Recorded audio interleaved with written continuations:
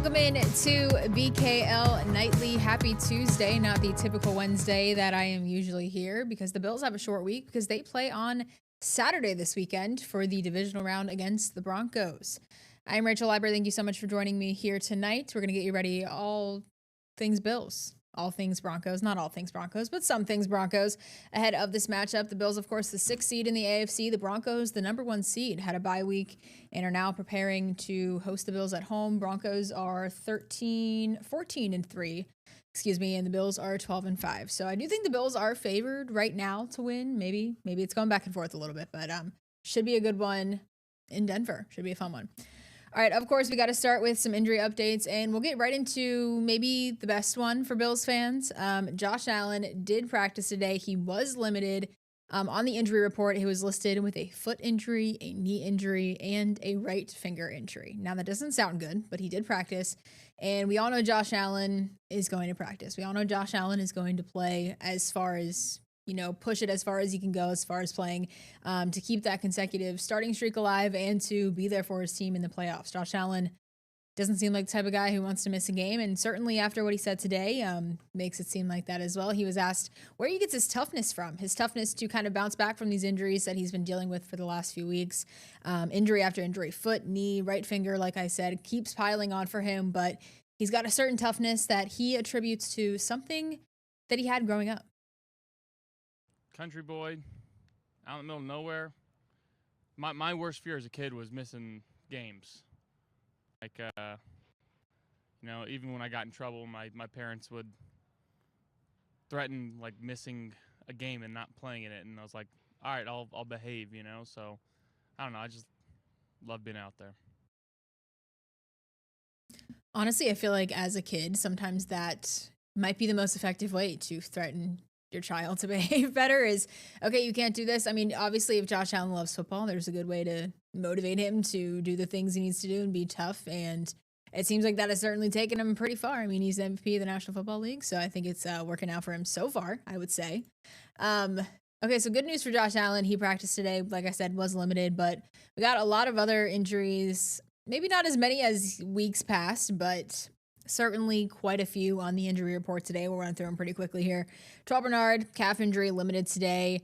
AJ Epinesa, neck injury, also limited. Dalton Kincaid still on the injury report, knee and that calf injury. He's just been dealing with that lower body injury, it feels like, the entire season. And it might be the entire season. I think it's probably more than half of the season at this point. But he was limited today. Of course, he did play last week or on Sunday. We got Matt Milano, ankle injury, limited. And Greg Rousseau with a back injury, limited. Not practicing today, which might be a little bit of throwing up a little red flag, kind of feeling out the situation. Matt Prater, his quad and his calf did not practice today. So we'll see, keep an update on that as far as the kicking situation goes into the Saturday's game. And Ty Johnson, again, did not practice. He also was not active on Sunday. He has that ankle injury. Okay, some more injury news. I feel like I could just keep going on about injuries. It's kind of the big talk of Orchard Park today. The big storyline today is just these injuries and the Bills trying to bounce back and recover and next guy up mentality. But the big injury news, I guess maybe I should have started with this other than Josh Allen. Gabe Davis is out with the ACL injury. Sean McDermott announced that yesterday. And then today, Sean McDermott announced that Tyrell Shavers is also out with an ACL injury. He tore his ACL, I believe, second quarter of the Jags game and played the rest of the game, played the second half with a torn ACL. I know there's like really a spectrum of torn ACLs. Sometimes it's you go down, you can't get up, and sometimes people don't even know they have a torn ACL and they play through it. Obviously, that was the case with Shavers. But with a team that, at least to me, the receiving core looked like a solid receiving core against the Jags and has not looked like a solid receiving core the rest of the season. I feel like this just keeps happening to the Bills. They have a good game. Somebody position group wise has a good game, and then bam, injuries. And not that Tyrell Shavers and Gabe Davis were the difference makers with this Bills offense against the Jags, but they certainly contributed. And it's just another hit for this Bills offense. So today, Sean McDermott kind of addressed these concerns. And like I said, next man up mentality. And then Keon Coleman and Curtis Samuel, who is back now. Curtis Samuel was dealing with an injury for a while. They also touched on, that mentality, next man up, and their potential roles coming into this divisional round. Every year there's injuries. You expect the injuries. It is a part of the game, and The amount we've had this year it's significant. But what I need to focus on, what we need to focus on is what's right in front of us today, and that's handling the things that we can handle and control what we can control, which is obviously this walkthrough today we're about to have here in a few minutes, and it's next man up. That's pretty stone cold what it is and what has to happen here for us in about 5 days here. I've been playing for a long time. I know my body. As long as I'm ready, able to fly around without thinking about any injuries and any stuff I'm dealing with, I think I'm pretty much ready to go. I mean, the contact is going to be contact. You could never prepare for that. So, I mean, we're going to see how it goes. Decisions happen that's, not really up to me. But, just a competitive myself, I feel like I can make a play on any given down, any day of the week. So it don't really matter. But, that is what it is. Now, this has the potential, this upcoming game, to, I don't want to say be a Keon Coleman game. I don't think Keon Coleman is going to be the difference maker in this game. But this is a game for him to potentially flush all of the bad things that have happened in the last 2 months of him not playing, of him being on having disciplinary issues.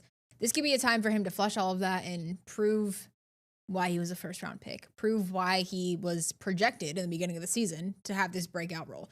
Not saying that is going to happen, but I do think this is a chance for Keon Coleman to potentially step up in these holes that are obviously on the Bills' offense. And the Denver defense, I believe their passing defense is a lot better than the rushing defense, so this might be a James Cook game anyway, and a Josh Allen, scrambling, running the ball down the field game anyway. But I do think there is a potential for Keon Coleman to step up and have an impact in this one. Okay, we're not done with injuries yet. I promise we are almost done. But this is a good one, so this is a positive one. Ed Oliver returned to practice today. He's on IR. His practice window is open. He had that torn biceps injury, and then in rehab, aggravated his knee, I believe a meniscus surgery, just to clean up his meniscus and go in there and make sure everything was fine.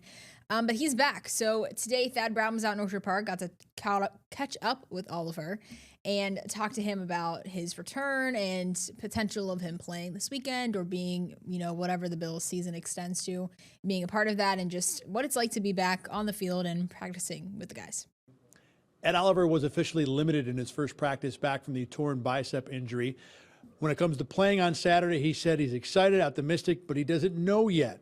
Oliver talked today about the dark times that are often associated with a long rehab and how excited he was finally to get back to practice. The closer I got to coming back, it kind of started feeling surreal. And then I go to walk through today and have my window open is just a long time coming in. I kind of just stayed the course even when the tunnel seemed dark and the light at the end of the tunnel seemed so far away.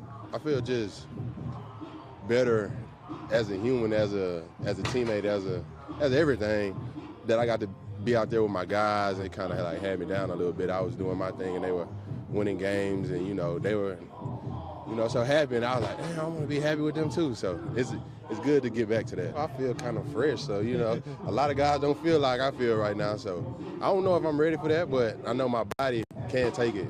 I ain't done nothing basically all year, so I'll be all right. Oliver said he was thankful for all the family time he got during his rehab. He said he was kind of surprised about the cooking and cleaning and how all those things happen at home, adding, quote, I got to see behind the scenes of what goes on at my house, things that I thought automatically happened. So all good things there for Ed Oliver. Seems like he's in a good mindset, and I think Ed Oliver really has the potential to be a difference maker on this defense if he returns. TBD, we will, of course, keep you updated throughout the rest of the week and see if Oliver will make a comeback here against Denver.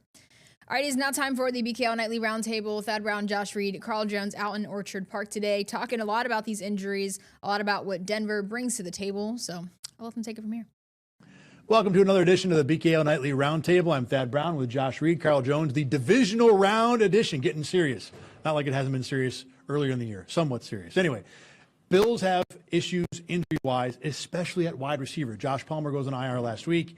In the last 2 days, we find out Gabe Davis and Terrell Shavers both suffered torn ACLs, done for the year. Guys, what should the Bills, what can the Bills do at wide receiver now this weekend? Well, that's quite the question. I'm sure Joe Brady's looking around the receiver room asking the same thing. Yeah. What are we going to do here, guys?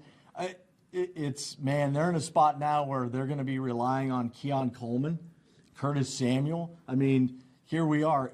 Keon Coleman has a chance to do something really funny, right? I mean, for months we've been asking, what's he doing? Why is he doing that? I mean, here's the thing, though. He goes out and puts on a performance against the Denver Broncos and helps this team win this playoff game, get to the AFC Championship game. I'm going to tell you right now, a lot of Bills fans are going to forget about the last 3 months like that. What would the Bills do, or what should they do? Call God, then leave a voicemail if he don't pick up. That's the situation that they're in at the moment. So many guys are banged up. But in all seriousness, get your best 11 out there, however that is. Whether that is more 12 personnel, or that's going to be Shakir Cooks on the outside, and then put the big boys in the tight ends out there. The issue with that, though, Dalton Kincaid is banged up himself. He has his own injury issues, and you don't want him out there 70% of the snaps either. So they're going to have to figure out some ways to move the ball on the perimeter. And I know this isn't the ideal matchup for that, because the Denver Broncos, one thing that they are excellent at is their defensive backs, especially Pat Surtain on one side and Riley Moss on the other is a pretty good player as well. So I don't know exactly, but I don't also get paid millions of dollars to figure that out. That's right. You get paid some less than that to talk about talk about it with us. As opposed to talking to God for a moment here, he's going to probably call back and be like, I just gave you Brandon Cooks. He was a godsend considering where the Bills are at right now. And I think when it comes to catching passes, they're probably okay. The concern is in the run game. Shavers and Gabus and Davis were so good when it comes to blocking up the run game and for those outside screens with Khalil Shakir. Having trouble keeping the receivers straight now. Everybody keeps getting hurt. How do you find someone who can effectively open those plays up? Is it going to be Dawson Knox? Do you put Jackson Hawes on the outside? Do you run 2 running backs now? You talk about getting your best personnel on the field. You might have to go James Cook out of the backfield and Ty Johnson and or Ray Davis blocking those. So what the Bills do and who they do it with will be a fascinating question before we get into the whole point of whether or not it works. And Keon Coleman having a big game would be an incredible story. What a storyline. For all we've seen with him this year.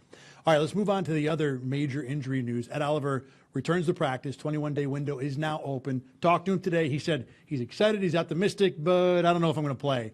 And my read on it, and I know people are going to ask, is I don't think he's going to be available this week. But if it were you, or if you want to play the what I think the Bills will do game, would you push Ed Oliver? He's on the fence this week. Well, I think if it were me, I'd be really tempted, knowing that you're so close to getting to that AFC Championship game.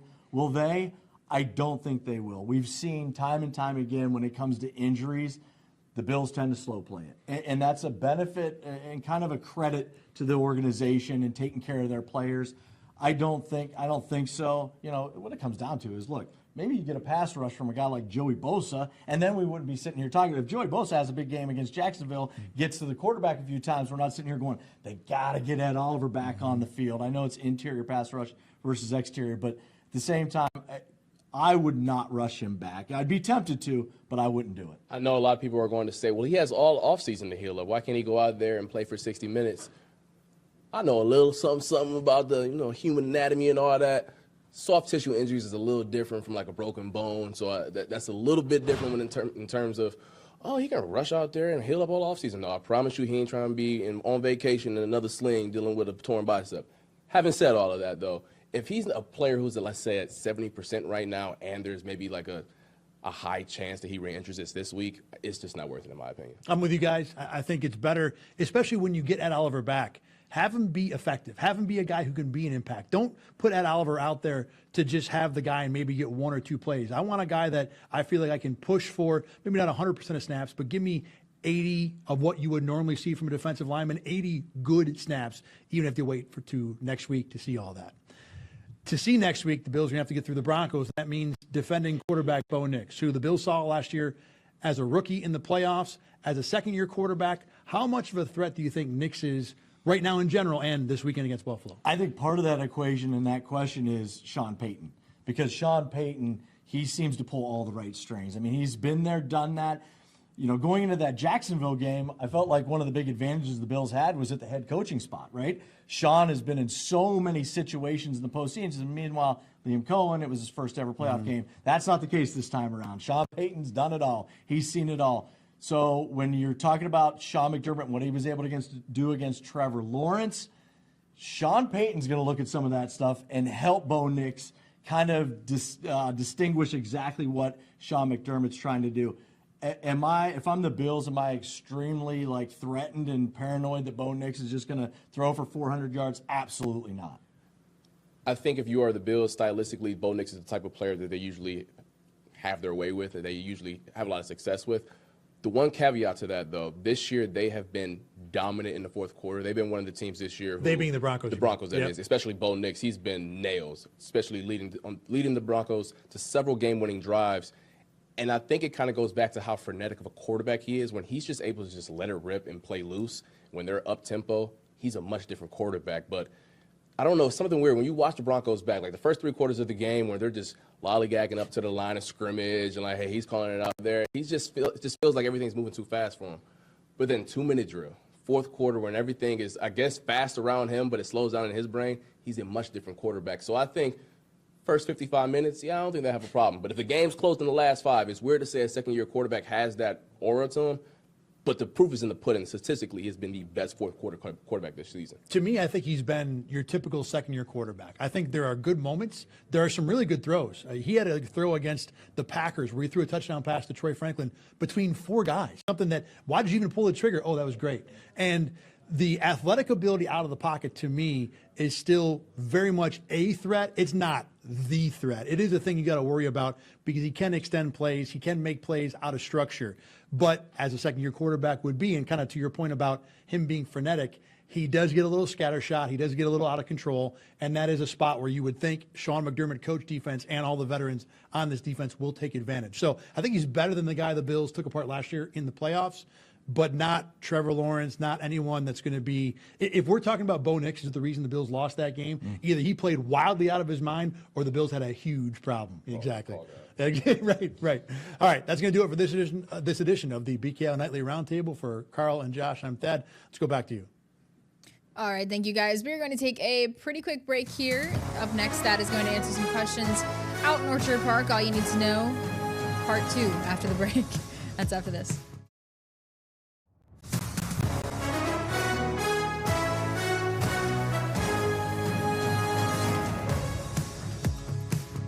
Welcome back to BKL Nightly. It is now time to dip in the mailbag. Thad Brown is out in Orchard Park as the Bills get ready for a Saturday divisional matchup against the Broncos. So we'll get right into our questions this week. We'll start with ex-user Curtis123.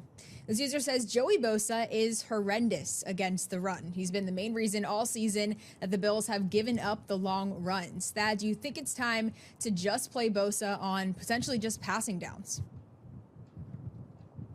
Well, the thing is, I don't think Bosa's been horrendous. That is extreme. But he definitely has not been very good, and it's the weaker part of his game. But we knew that coming in. The problem is the Bills don't really have anybody else to go to. They only have 4 defensive ends on the roster. A.J. Epinesa and Greg Rousseau already play a ton. Javon Solomon, although he's getting bigger and stronger and has a better ability, I think, to play the run, is not someone the Bills want to put into that spot right now. So for better or for worse, they're stuck with Joey Bosa. Andre Jones has come off the practice squad. He's been okay. They tried T.J. Sanders on the outside. That doesn't work. So I think the Bills are going to have to live and die with Bosa against those runs. And the Bills have enough problems defending the run not to single out Joey Bosa. He's not helping. But even if you fix that spot, there still would be a boatload of issues that wouldn't really change what the Bills have been against the run this year.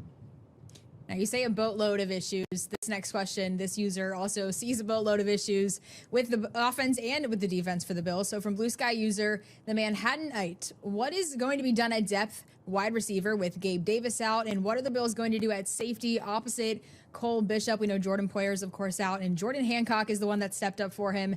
And this user says he didn't look good, but other teams have picked on Cam Lewis when he's played. And also, what are your thoughts on potentially Darnell Savage starting? So a lot of questions here. We'll start with wide receiver first. What do you think is going to be done at depth with Gabe Davis being out? Yeah, these are good. These are going to be the big questions for the Bills this week. Look, it's Gabe Davis and Terrell Shavers, so it's a big problem for the Bills. Right now, literally, all they have on the active roster ready to go is Brandon Cooks, Khalil Shakir, Keon Coleman, and that's it. Cooks has been a godsend, and considering the injury situation, if he wasn't here, it would be an even worse situation. So he's going to get a lot of snaps. Time for Keon Coleman to act like a top draft pick. Not only as a receiver, but the bigger problem with losing Shavers and Davis is that those two guys are great run blockers. And now the Bills don't have anyone who's a plus run blocker except maybe Khalil Shakir, and he's one of the smaller receivers. You don't want him doing that. So Keon Coleman, not only as a receiver, but as a blocker, could be very important. By the way, grabbing Christian Wilkerson, adding him back to the team. He was on the training camp roster. He's a solid player, not somebody you want to count on in the playoffs, but not the worst option considering what the Bills are dealing with. At safety, this questioner is right. Jordan Hancock has been a bit of an issue. I know there are a couple plays that everybody saw. He was on the short end against Jacksonville. There was more on film where I'm watching what he's doing and thinking that's not exactly what I want my safety to do. Don't be surprised if DeMar Hamlin is healthy enough. If he does get the starting nod, we know there's a ceiling with Hamlin that's not exceptionally high, but he knows the defense. He knows where to be. He will be competent. He will be able to manage the position. I think that's very much a possibility. Darnell Savage, too, at least he's a veteran, although I don't think the Bills and their coaches know him and believe in him enough. Believe in is the wrong word. Trust him enough as a guy who hasn't been here a whole lot. Yeah, going back to wide receiver, you say Keon Coleman needs to prove why he's that first-round draft pick. I completely agree with you. I think, we saw a small glimpse of that with his 36-yard reception, the one catch he had of the game against the Jags. But I agree. I think this is a Keon Coleman, potentially, we've been counting on this quote-unquote breakout game. Maybe we'll see a breakout game from Keon Coleman this late in the season. Who knows? But I do agree with you. This could be a big chance for Keon Coleman to prove himself. All right, we'll go to our last question here from X-User. One more thing with Keon Coleman as a blocker here, Rach. I just want to point out, Coleman's blocking has been okay. He's had good moments. Against Jacksonville, I saw bad moments too. I really am almost watching more for that than the receiving stuff. The Bills always talked about you kind of got to earn your catches to a degree. I think there will be a lot of focus on Keon Coleman, the blocker, this week. Yeah, I agree with you there as well.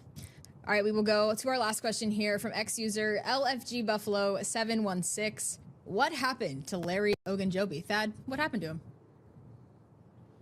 Simple but good question. Larry Ogunjobi, I thought, had a fairly strong end of the season. Not great, but certainly he was improving on his own, and then he was a healthy scratch against the Jaguars. I think what the Bills were thinking was, you got Deion Walker, who can play at the nose or at the outside defensive tackle, what they call the three technique. They wanted to have Walker and Daquan Jones on the field at the same time because Jones is pretty much locked in at the one technique. He can go outside, but the Bills don't like him to. TJ Sanders, they want him to play outside that three technique as well. Ogunjobi only can play the three technique. So if you want Deion Walker to play there, and you already got TJ Sanders there, now you've got Ogunjobi. You got three guys playing one position. That doesn't really work out. So Fedarian Mathis as a one tech made more sense for this game. Doesn't mean the Bills can't change it up and go back to Deion Walker doing a little more of the one technique nose tackle stuff. But I think the Bills feel like their best D-tackle combination, assuming Ed Oliver is not in the mix, is going to be Daquan Jones and Deion Walker. They want to have those two guys together. That means Larry Ogunjobi has to sit down. Yeah, this will be a big game to see with all of these injuries. Ed Oliver, we don't know if he's coming back or not. In every position, injuries, who will step up, and if we'll see Larry Ogunjobi in the mix, and who that D-line, that front will be, of course, against Denver. All right, of course, all good things out in Orchard Park. Thank you very much, Thad. That is going to wrap up this week's Mailbag segment. As always, you can send your questions if there's another week of sending questions, which I have faith there will be, but you can always send your questions to @ThadBrown7 on X, Instagram, and Blue Sky, and over on the News 8 Facebook page. Like I said, hopefully we'll get at least one more week out of some questions here, and that'll answer them out in Orchard Park. All right, we've got a few more minutes to kind of talk Broncos, Bills. This Broncos team, like we said, is the 1 seed, but a big discussion about this team is how legit of a 1 seed are they? They had an 11-game winning streak. We had the same conversation. We talked about this yesterday on our BKL Nightly episode. We had this conversation with the Patriots. The Patriots had a 10-game win streak, and we were kind of wondering how legit is this 10-game win streak. They don't have a lot of big wins, and the same thing goes for the Broncos. They are the 1 seed. They have proven themselves. Their defense is better than their offense. Bo Nix is doing he's doing it. I mean, we keep saying Bo Nix isn't this great quarterback. He's your typical second-year quarterback, but it's worked so far, and they earned that 1 seed. And it is going to be a challenge for the Bills. I do think the Bills will get it done on the road, but we'll save those predictions for Thursday. Thad and Carl Jones will be back tomorrow with Let's Talk Ball.